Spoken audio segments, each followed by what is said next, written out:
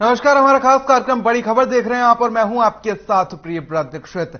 बड़ी खबर में हम बात करेंगे 4 बड़ी खबरों की जिन पर रहेगी आधे घंटे हमारी नजर। तो ये 4 बड़ी खबरें जहां पर गुरुग्राम में जंगल सफारी बनेगी और उसको लेकर आज हरियाणा के मुख्यमंत्री मनोहर लाल ने प्रेस कॉन्फ्रेंस की है। आदमपुर की जंग पर बीजेपी ने मंथन किया है और इसको लेकर आज मीटिंग का आयोजन किया गया। और आपको बता दें कि पंचकुला में यह अहम बैठक हुई जिसकी सीएम मनोहर लाल ने अध्यक्षता की है और बच्चों की मौत हुई है और सिरप पर सवाल उठे हैं।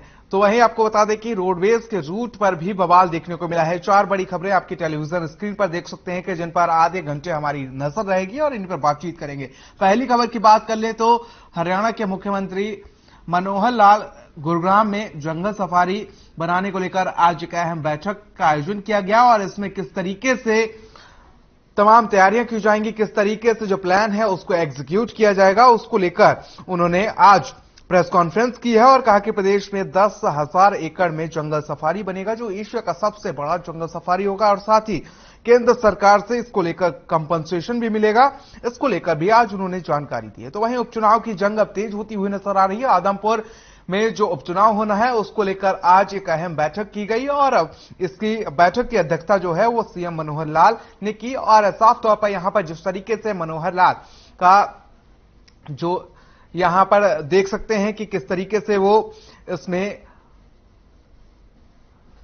इंटरेस्ट लेते हुए नजर आ रहे हैं। तो आदमपुर में वो खुद इंटरेस्ट लेते हुए नजर आ रहे हैं और रोडवेज के रूट पर बवाल लगातार जारी है। उसको लेकर आज हड़ताल देखने को मिली है ऑटो रिक्शा और रिक्शा चालकों की। तो वहीं जो खबर है बच्चों की मौत और आखिर सिरप पर सवाल, आखिर क्या है इस सिरप में जिससे बच्चों की मौत हुई है, इस पर भी चर्चा करेंगे और तमाम जानकारी आप तक पहुंचाने की कोशिश करेंगे।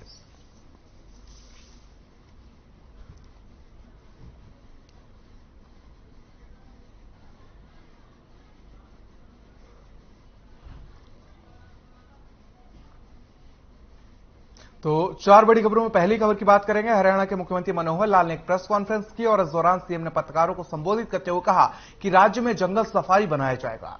सीएम ने कहा कि पहले दुबई दौरे का मकसद 10,000 एकड़ में जंगल सफारी बनाना है और हमारी कोशिश होगी कि चीते भी इस सफारी में लाए जा सकें। दिल्ली के पास होने के कारण यहां पर पर्यटन बढ़ेगा, आसपास के लोगों को होम स्टे पॉलिसी का भी लाभ मिलेगा। केंद्र सरकार से भी हमें फॉरेस्ट एरिया स्थापित करने के लिए सहायता मिलेगी और अरावली फाउंडेशन बनाकर उसके तहत ये सभी कार्य किए जाएंगे। दूसरा दौरा गुरुग्राम में 1080 एकड़ में ग्लोबल सिटी के निर्माण के लिए रहा है और साथ ही इसमें 1 लाख करोड़ का निवेश होगा और 13 कंपनियों ने हमारे साथ बैठक की है।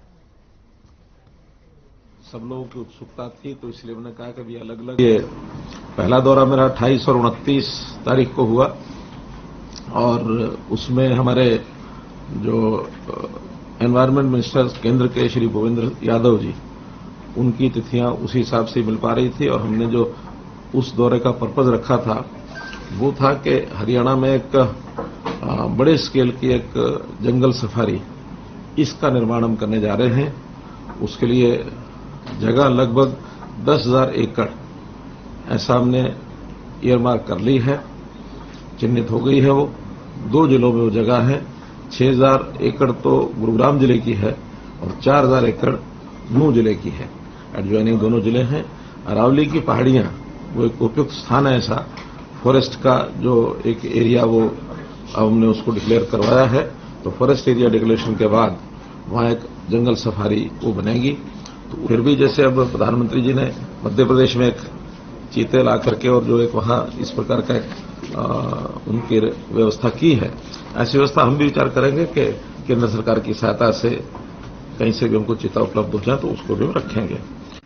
आज सब लोगों की उत्सुकता थी तो इसलिए मैंने कहा कि भी अलग अलग मिलने की बजाय सबसे इकट्ठे मिल लिया जाए।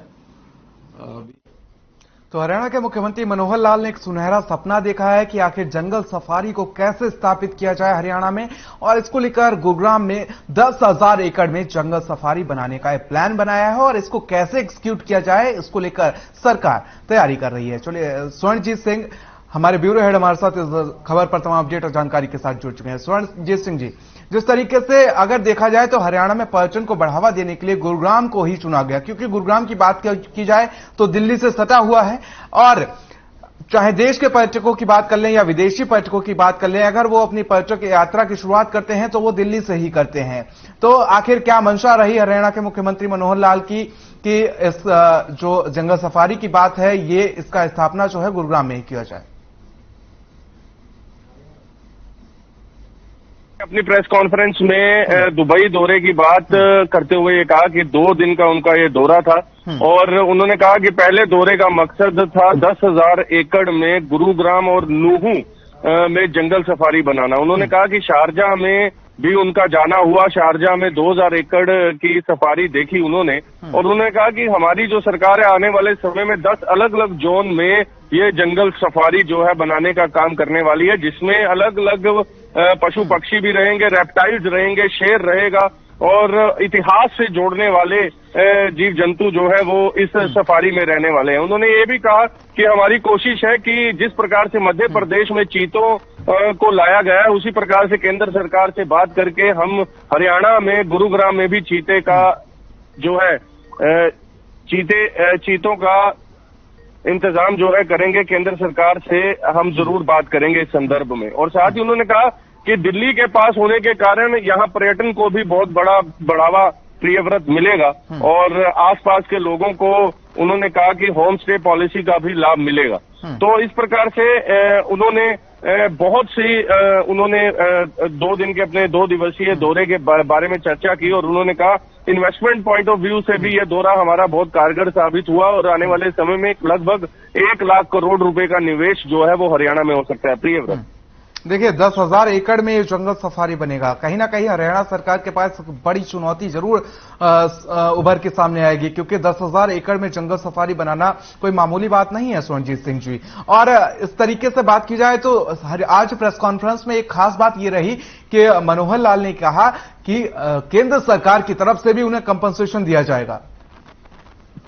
देखिए, केंद्र सरकार की बात उन्होंने जरूर की प्रियव्रत। उन्होंने कहा कि केंद्र सरकार से हम अगर मैं सफारी से संबंधित आपको जानकारी दूं, हम भी वहां पर मौजूद थे और हर खबर के दर्शक भी वो लाइव प्रसारण देख रहे थे, तो मैं बताना चाहूंगा अपने दर्शकों को प्रियव्रत की केंद्र सरकार से उन्होंने कहा कि चीतों को लाने की बात जो है केंद्र सरकार से हम जरूर करेंगे ताकि चीते जो है मध्य प्रदेश की भांति हरियाणा में भी लाए जा सके और क्योंकि उनकी अप्रूवल्स लेनी होती है और जैसा कि साउथ अफ्रीका से वो लाए गए हैं और उस प्रकार से कौन से देश के साथ टाई अप होता है वो भी देखना पड़ेगा। हाँ, बाकी आपने बिल्कुल दुरुस्त कहा कि 10,000 एकड़ में जंगल सफारी बनाना कोई छोटा काम नहीं है, लेकिन इस संदर्भ में उन्होंने कहा कि गुरुग्राम के आसपास इलाकों में 8,000 एकड़ जो है वो एक्वायर करने का काम जो है वो सुचारू रूप से चल रहा है और 2,000 एकड़ जो है नूहू में जो कि डेजर्ट सफारी ये लाई जाएगी।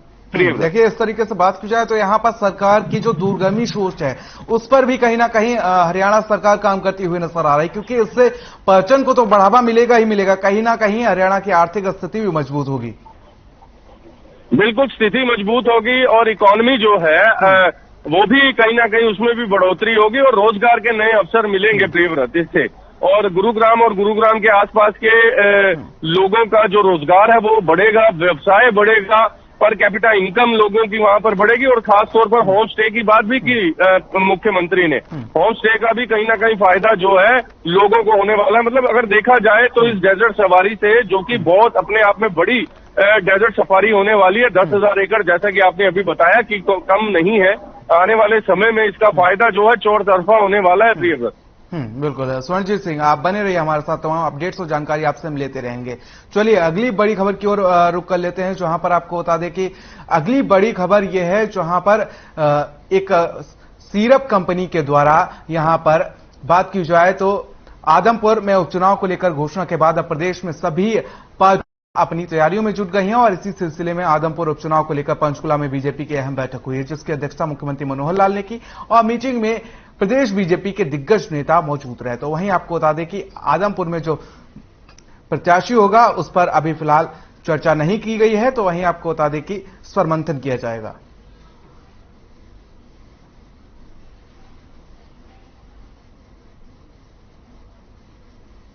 कल हमारी बैठक है और कल तो हम जो है किसकी किस गांव में ड्यूटी है, कौन ऑब्जर्वर हैं, ये फैसला पार्टी करेगी और 4 नहीं कोई हाईकमांड का काम है, लेकिन अभी क्या करेंगे। क्या पंचायत के चुनाव 2 साल पहले होने चाहिए थे, 2 साल तक चुनाव ना करा के सारे गांव का जो विकास ठप कर दिया इस सरकार ने। ये सरकार न किसान की है, न मजदूर की है, न व्यापारी की है, न कर्मचारी की है। ये सरकार तो जो है बिल्कुल फेल सरकार है, इवेंट मैनेजमेंट की सरकार है। देखते हैं ये बातें तो बहुत चाइना का फलाना आ रहा है, फलाने से यहाँ आ रहा है, अब तक तो 8 साल में तो कुछ हुआ नहीं। देखते हैं क्या।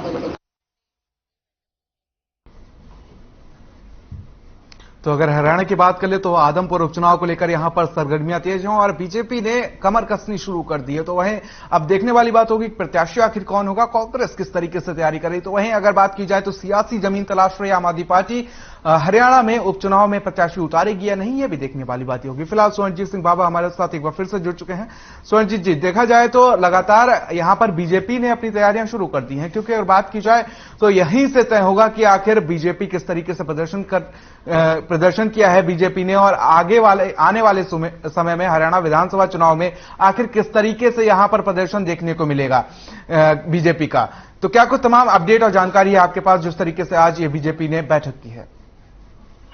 देखिए प्रियव्रत, सुबह दिन भर से ही आज बैठक का दौर जो है, बैठकों का दौर भारतीय जनता पार्टी पंचकूला कार्यालय में चलता नजर आ रहा था और लगातार उसके जो मुखिया थे उस बैठक में या यूं कहें जिनकी अध्यक्षता थी वो प्रदेश के मुख्यमंत्री मनोहर लाल। और आदमपुर की अगर बात की जाए, आदमपुर में कुलदीप बिश्नोई मौजूदा विधायक थे जिनका कांग्रेस पार्टी छोड़ करके भारतीय जनता पार्टी में आना और जिस कारण से ये उपचुनाव अब दोबारा देखने को मिल रहा है, तो कहीं ना कहीं भारतीय जनता पार्टी के लिए ये दोबारा एक चांस है, क्योंकि 2019 में भारतीय जनता पार्टी ने ये चुनाव हारा था क्योंकि कुलदीप बिश्नोई ने ये चुनाव जीता था और उनके सामने चुनाव जिसने लड़ा था, आज बदकिस्मती से सोनाली फोगाट अब वो इस दुनिया में नहीं है। लेकिन भारतीय जनता पार्टी के लिए इस समय माथापच्ची का इसलिए बहुत बड़ा इस समय सिलसिला बन चुका है क्योंकि सोनाली फोगाट के परिवार के पारिवारिक सदस्य भी ये चाहते हैं कि उनके परिवार में से भी कोई ये चुनाव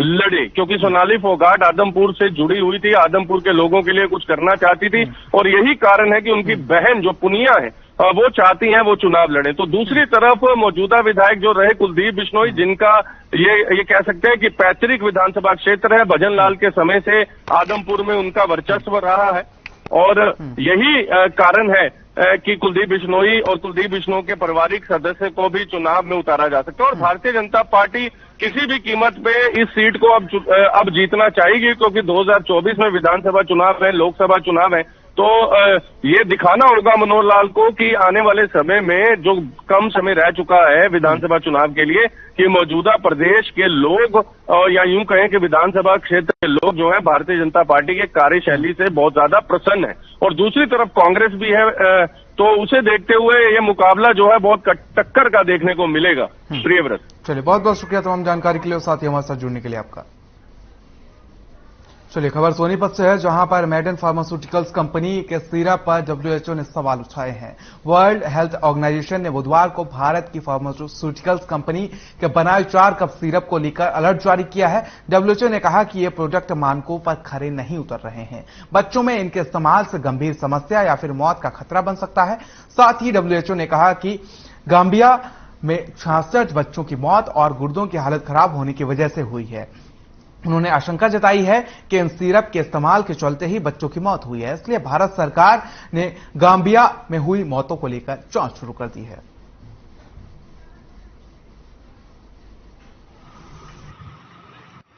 ये जो मामला बताया जा रहा है, हमने तुरंत संज्ञान लिया है और मैंने प्रातः उठते ही अपने ड्रग कंट्रोलर को कहा कि जाकर इसकी कार्रवाई करें और केंद्र सरकार के अधिकारी भी इसकी पूरी जानकारी ले रहे हैं। केंद्र सरकार के हेल्थ सेक्रेटरी और फार्मास्यूटिकल सेक्रेटरी ने आज प्रातः ही हमारे जो हेल्थ सेक्रेटरी हैं उससे बात की है और ये निर्णय तय हुआ है कि पहले कोई कार्रवाई करने से पहले इसके हम सैंपल चेक करवा दें।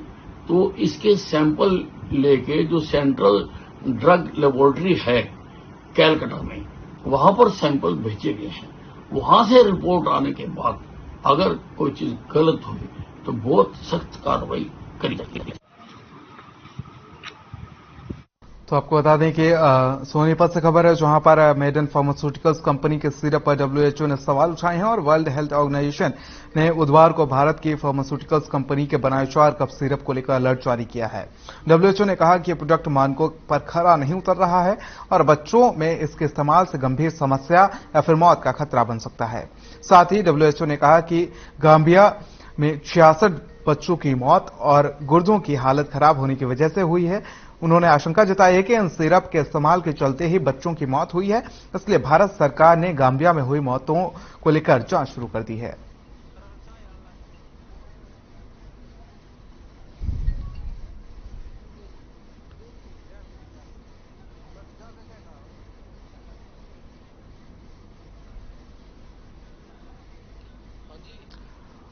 तो बता दें आपको सोनीपत से खबर है, जहां पर मेडन फार्मास्यूटिकल्स कंपनी के सिरप पर डब्ल्यूएचओ ने सवाल उठाए हैं और वर्ल्ड हेल्थ ऑर्गेनाइजेशन ने बुधवार को भारत की फार्मास्यूटिकल कंपनी के बनाए 4 कप सिरप को लेकर अलर्ट जारी किया है। और वहीं डब्ल्यूएचओ ने कहा कि ये प्रोडक्ट मानकों पर खरे नहीं उतर रहे हैं, बच्चों में इनके इस्तेमाल से गंभीर समस्या या फिर मौत का खतरा बन सकता है। साथ ही डब्ल्यूएचओ ने कहा कि गांबिया में 66 बच्चों की मौत और गुर्दों की हालत खराब होने की वजह से हुई है। उन्होंने आशंका जताई है कि इन सिरप के इस्तेमाल के चलते ही बच्चों की मौत हुई है, इसलिए भारत सरकार ने गांबिया में हुई मौतों को लेकर जांच शुरू कर दी। तो सोनीपत से खबर है, जहां पर आपको बता दें कि मेडन फार्मास्यूटिकल्स कंपनी के सिरप पर अब सवालिया निशान उठने शुरू हो गए हैं। डब्ल्यूएचओ ने सवालिया निशान उठाया है।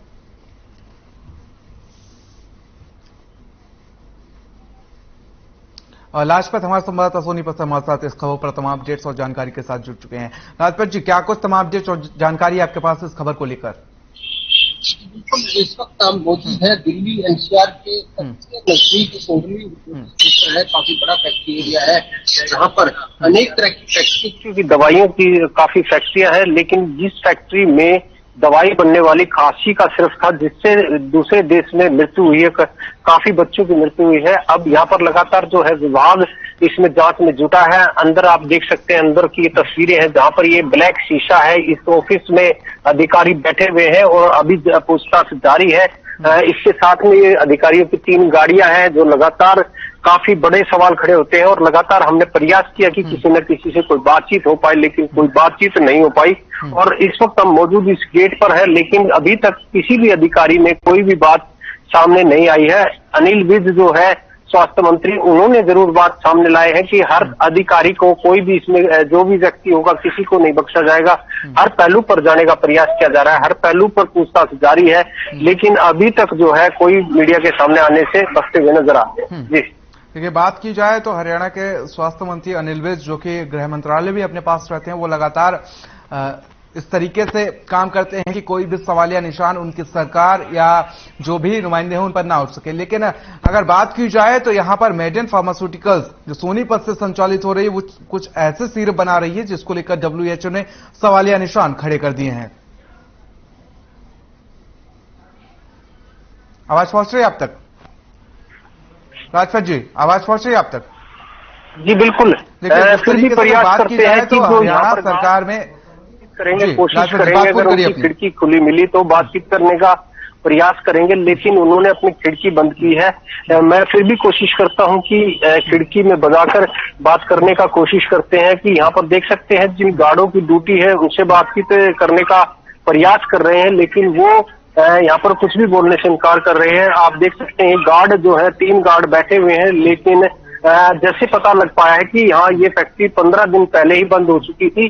15 दिन पहले ही बंद होने के बाद यहाँ पर जो है ड्रग्स विभाग के जो अधिकारी हैं वो अंदर बैठे हुए हैं और लगातार अपनी जांच में जुटे हुए हैं। जी, क्या आपकी किसी प्रशासनिक अधिकारी से बातचीत हुई है? वहां पर जीएम या सीएमओ से आपकी बातचीत हुई है क्या? जी, यहाँ पर जो है लगातार प्रयासरत है कि कोई ना कोई अधिकारी सामने आए और बातचीत करे, लेकिन कोई भी बसता हुआ नजर नहीं आ रहा, क्योंकि अधिकारी जो अंदर बैठे हुए हैं और सीसीटीवी जो कैमरा लगा हुआ है उससे जो बाहर देख रहे हैं और वो मीडिया से बतलाते हुए नजर आ रहे हैं, क्योंकि उनको सामने आकर बातचीत जरूर करनी होगी, बताना जरूर होगा, लेकिन वो बचते हुए नजर आ रहे हैं। हमने प्रयास किया है, सुबह से हम इस गेट पर इंतजार कर रहे हैं कि कोई ना कोई अधिकारी सामने आए और कोई बात रखे। जी, क्योंकि लाजपत जी, जब एक कंपनी बनाई जाती है इस तरीके की तो कुछ नियम कानून होते हैं, कुछ पॉलिसी होती है, एक एडवाइजरी जारी की जाती है, क्योंकि जब कंपनी की स्थापना, ये कोई नई बात नहीं है, कोई आज की बात नहीं है, काफी समय से ये कंपनी इस तरीके के सिरप बनाती हुई चली आ रही थी। लेकिन उस समय क्या प्रशासन सो रहा था? क्या जब इस कंपनी का यहां पर निर्माण चल रहा था और जब ये कंपनी लगातार सिरप बना रही थी, तो आखिर क्यों ये तमाम चीजें हुई, जिसके चलते अगर बात की जाए तो यहां पर अब WHO को इसमें संज्ञान लेना पड़ गया? जी बिल्कुल, हमने प्रयास किया है कि हर पहलू पर जाने का प्रयास कर रहे हैं, लेकिन अभी तक कोई भी बात सामने नहीं आ रही है, क्योंकि बातचीत होने के बाद ही कोई बड़ी बात खुलकर आ सकती है। अभी सिर्फ जांच हो रही है, जांच के बाद कोई अधिकारी सामने आएगा तभी कोई बात खुलकर सामने आ सकती है, क्योंकि सुबह का वक्त था जब यहाँ पर टीम पहुंची थी। लगातार फिर से मैं आपको तस्वीरों में दिखा दूं कि 3 गाड़ियां हैं, अंदर अधिकारी बैठे हुए हैं, बातचीत करने का हम प्रयास कर रहे हैं, लेकिन कोई भी अधिकारी बचता हुआ नजर आ रहा है, कोई भी व्यक्ति सामने नहीं आ रहा है। आपको दिखाई दे रहा होगा कि 3 गाड़ियां हैं, उनके सामने 2 व्यक्ति जरूर दिखाई दे रहे हैं। अभी तीसरा व्यक्ति फिर सामने आया है, वो अभी अंदर जा रहा है, और ये जो ब्लैक शीशा, जिसका शीशा सामने दिखाई दे रहा है, इसके अंदर ही मीटिंग चल रही है।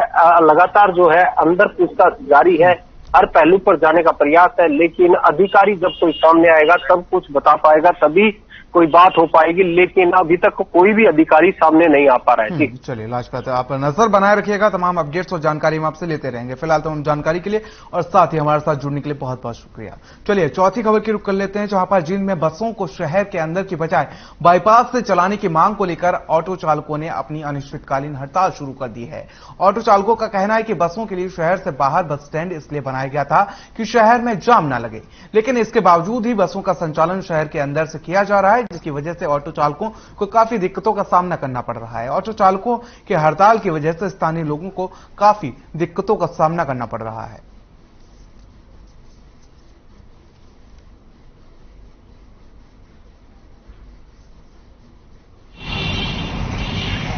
बसें अंदर से जा रही हैं, जिससे जाम लगा, भीड़ भाड़ हुआ, एक्सीडेंट के खतरे हैं। ठीक है, एक बार बताइए, नया बस स्टैंड बाहर बनाने का क्या कारण था कि भीड़ इतना पैसा लगा, घुमा के देखियो, 40-50 करोड़ रुपया लगा है गवर्नमेंट का, लगा, क्या कारण है कि भीड़ को कम कराया जाए। अगर बसें अंदर को, बस स्टैंड थोड़ी भीड़ कर रहा था, बसें भीड़ कर रही थी ना। बसें हैं ये सारी अंदर को चल रही हैं, जिसके कारण बहुत ही भीड़ बढ़ रही है और उसके कारण एक्सीडेंट वगैरह बहुत ही ज्यादा हो रहे हैं। ये बच्चे सारे बस में लटक के जा रहे हैं, इनकी कोई बहुत ज्यादा लापरवाही बस वाले कर रहे हैं, और हमारे वर्ग जैसे ऑटो वाले 1-2 सवारियों को आराम से बिठा के ले जाते हैं और आराम से छोड़ते हैं। तो आपको बता दें कि जींद से खबर सामने आई, जहां पर आपको बता दें कि लगभग 5000 ऑटो चालक हड़ताल पर चले गए हैं, जिसके चलते आम जनजीवन अस्त व्यस्त हो गया है और लोगों को परेशानियों का सामना करना पड़ रहा है। क्योंकि अगर बात की जाए तो यहां पर लगभग 5000 ऑटो चालक हड़ताल पर चले गए हैं और जिनमें बसों को शहर के अंदर की बजाय बाईपास से चलाने की इनकी मांग है। तो वहीं जिसको लेकर ऑटो चालकों ने अपनी अनिश्चितकालीन हड़ताल शुरू कर दी है। तो वहीं ऑटो चालकों का कहना है कि बसों के लिए शहर से बाहर बस स्टैंड इसलिए बनाया गया था कि शहर में जाम न लगे, लेकिन इसके बावजूद ही बसों का संचालन शहर के अंदर से किया जा रहा है, जिसकी वजह से ऑटो चालकों को काफी दिक्कतों का सामना करना पड़ रहा है और ऑटो चालकों की हड़ताल की वजह से स्थानीय लोगों को भी काफी दिक्कतों का सामना करना पड़ रहा है।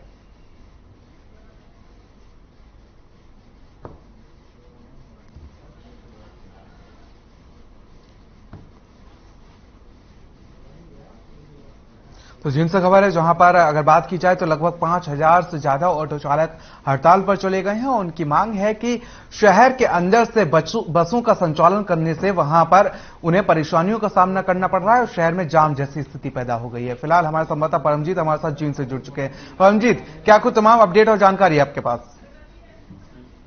बिल्कुल, देखिए आज जींद जिले में जो है ऑटो चालकों ने हड़ताल कर दी। ऑटो चालकों का कहना है कि जो शहर से बसें गुजरती हैं जिनके कारण जाम लग जाता है, उसको उसको उन बसों को बाईपास से गुजरा जाए ताकि शहर में जाम ना लग सके। तो उनकी ये मांग है, उन मांगों को लेकर आज जो है ऑटो चालकों ने हड़ताल की है। 5000 ऑटो के पहिए थमे हैं।